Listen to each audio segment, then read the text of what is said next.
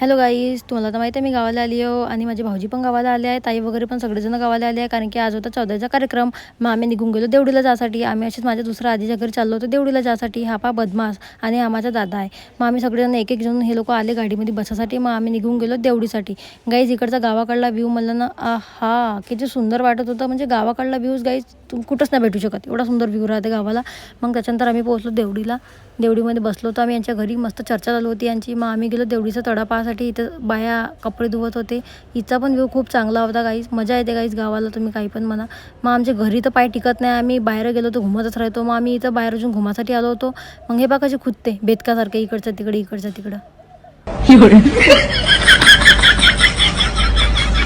मग हा पायच गाईज गावातला व्ह्यू होता हा, इतका सुंदर वाटत होता.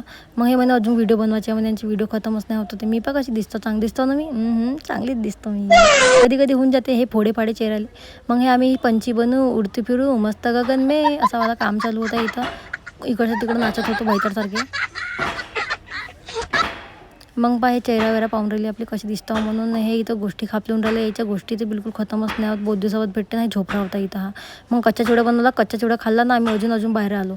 आम्हाला गमतच नाही ना का करू. मग हा यानं पहा इथं खेकडा पकडला होता, त्या खेकडाला पकडून आमच्या मागं धावत होता गाईज. मला तर पहिलेच भीती वाटते रे बाबा, म्हणून मी पहिले दूरून गेली होती. झूम करून तुम्हाला दाखवतो. हे पा धावली तिच्या मागं, तोही धावत तिच्या मागं. मग मी बी बघून गेलो. मग संध्याकाळी इथं मस्त डान्स कॉम्पिटिशन चालू होती गावामध्ये. मग आम्ही डान्स पाहायला आलो होतो. खूप चांगले डान्स करत होते हे लोक. आणि हा पा माझ्या आत्याचा पोरगा कसा नाचत आहे गरबा. करता गिरता काही ये नाही, फक्त करायचं आहे. पा कसं नाचते, पा कसं खुदते भेदकावाने.